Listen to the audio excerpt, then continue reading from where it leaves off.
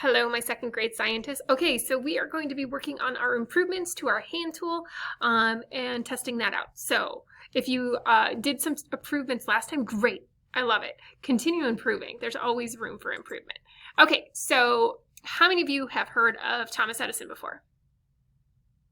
Right? His most famous invention was the light bulb, but it took thousands and thousands and thousands of times for him to get it right. And he said every time he got it wrong, he learned one new way not to do it. So he learned every single time. So I want to show you some top 10 inventions thought up by kids, because kids are amazing engineers. And I know you guys are too. Welcome to Top 10 Archive. Children are capable of looking at the world in a fresh new way that no adult could even dream of. Whereas most children's ideas seem foolish and naive to us adults, there has actually been a time or two that they were onto something. In this installment of Top 10 Archive, we are going to look at 10 things invented by younger people. Number 10, Frank Epperson, the Popsicle. In 1905, 11-year-old Frank Epperson mixed soda powder and water in a glass, stirred it with a stick, and left the concoction outside overnight. When he awoke, Epperson saw that Mother Nature had taken its course, and the chilly San Francisco night had frozen the subject. This was done entirely by accident, and the sweet treat he was left with stuck in the boy's head for years. In 1942, he served the cool treat at a fireman's ball and then expanded the little business to Neptune Beach. After patenting the frozen confectionery, he began mass production of the product in various flavors of fruit on the iconic wooden stick. Thus, the Popsicle, as we know it, was born. Number 9, Ralph Samuelson, Waterskiing. Ralph Samuelson is the genius teenager behind the invention of water skis. In the summer of 1922, the 18-year-old Minnesotan found himself wondering why you weren't able to ski on water if it was possible to do so on snow. Ralph and his brother experimented at Lake Pippin in Lake City, Minnesota. They used ordinary snow skis and barrel staves before deciding to make a ski designed specifically for the water. The very first water skis were made out of lumber and leather straps to hold the skis in place. A window sash was also used and served as a rope. He conducted trial after trial until it was finally found that leaning back while keeping your feet at an angle allows for the best skiing experience. Amazingly, he never patented this invention, but was credited by the American Waterski Association as the first known water skier in history in 1966. Number 8, Chester Greenwood, earmuffs. In 1873, a young boy from Farmington, Maine, named Chester Greenwood, was a frustrated 15-year-old, tired of having his ears become bitterly cold because of the harsh conditions and temperatures one is subjected to while ice skating. He came up with the idea to help solve this problem. The young man took 2 loops of wire and asked his grandmother to sew fur over them. He later received a patent for the contraption and incorporated a steel band into its build.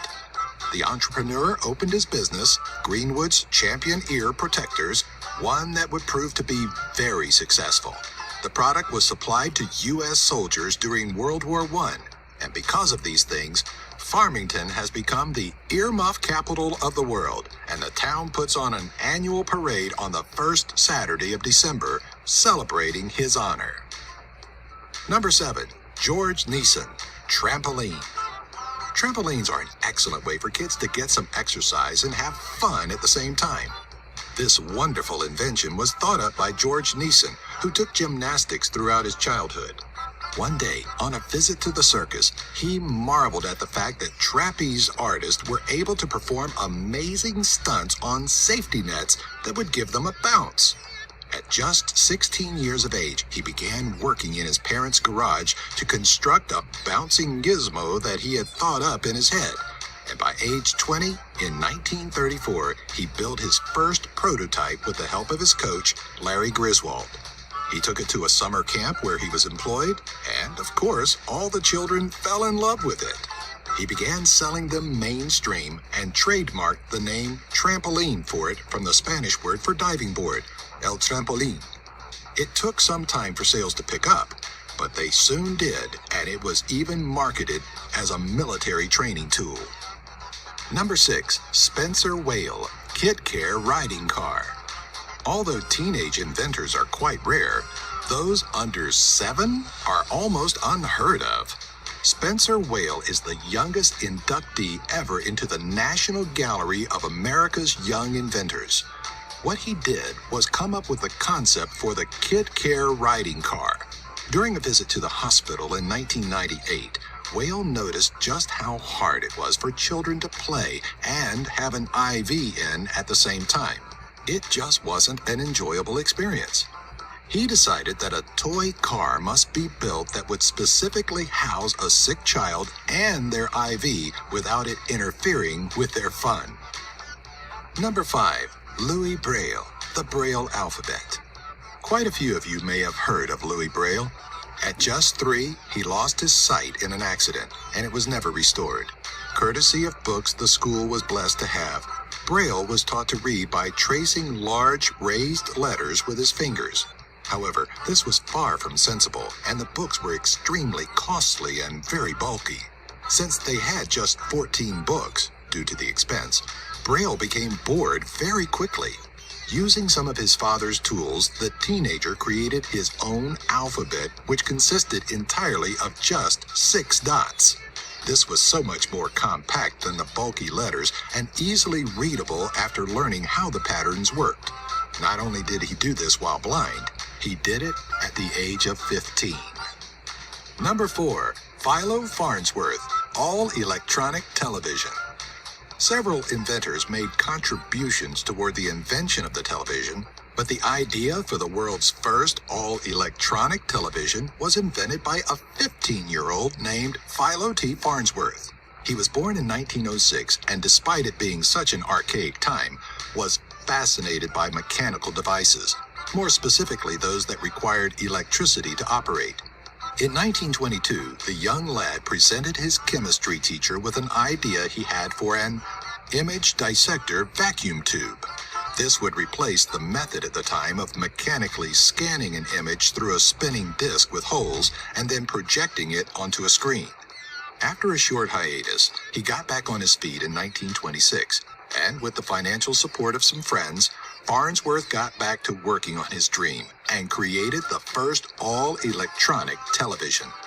This invention gained him even more funding, and a patent battle soon ensued. But nonetheless, he is now regarded as one of the original fathers of television. Number 3, Blaise Pascal, calculator. In 1642, at the age of 18, a Frenchman named Blaise Pascal designed what he called a counting machine for the sole purpose of helping his father, who was a tax collector. It was described as a device that will eventually perform all 4 arithmetic operations without relying on human intelligence. It was dubbed the Pascaline, a machine which relied on geared wheels and could add or subtract 2 numbers directly and multiply or divide them repeatedly. The young inventor may have made up to 50 of them, but no one saw a real use for it. Calculators can now be found in almost every phone, computer, and classroom around the world. And without them, everyday things such as massive construction projects would prove very hard to complete. In 1968, the programming language Pascal was rightly named after Blaise Pascal. Number 2, Elisa Chavez, the hot seat. Elisa Chavez made headlines again in 2014 for creating a device called a hot seat. During her senior year at El Dorado High School, located in Albuquerque, New Mexico, she heard stories of little children dying after being left in the car too long while their parents were away.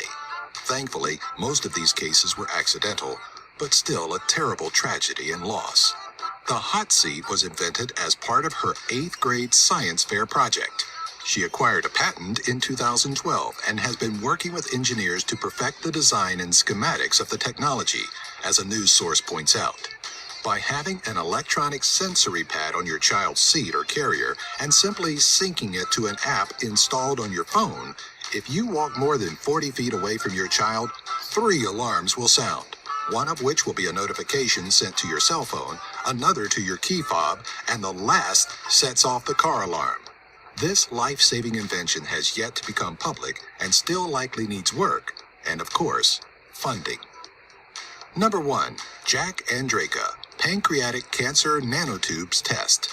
At the age of 15, Jack Andraka won the $75,000 grand prize at the Intel International Science and Engineering Fair in 2012. His invention was a paper test strip which is dipped into a solution of carbon nanotubes that change in conductivity and are capable of detecting deadly viruses and diseases quickly and very inexpensively. One source points out that Andraka isn't the first to use carbon nanotubes in such a manner, but indeed he is the first known to use it in order to target pancreatic cancer. On December 12, 2014, he announced that he will be attending Stanford University as a member of the class of 2019 to further his education. His invention is revolutionary in the field of cancer research and could quite possibly change the way fatal diseases are dealt with and diagnosed. Like these top 10 videos? Subscribe by clicking the annotation here. Wasn't that really cool? All these inventions made by young inventors, so that could be you very soon. So I want you to think about if you would like to add any materials to your design or maybe even take them away. I am not going to change my design too often, but I took away one of these. So you're going to go ahead and record any new materials, or perhaps you can say that you took away your diagram of your improved model, and then you're going to do the same thing by testing. So let me go ahead and test my new one by taking just one of these little things away. Get in there, okay. And, okay. Now I actually kept my old design, my old pollen, and I actually have more pollen than the first time. So here's the first time, and here is the second time. So my improvement was way better. So I might give myself a super smiley face that I did a really good job on effectiveness. But then there's the last part where you talk about your improvement. Were the improvements successful? Yes, for me they were. And I'll tell them a little bit on how plants do depend on animals because we need our pollinators, right? Okay, scientists, go ahead and do improvement, test it, and I can't wait to see your designs. Till next time.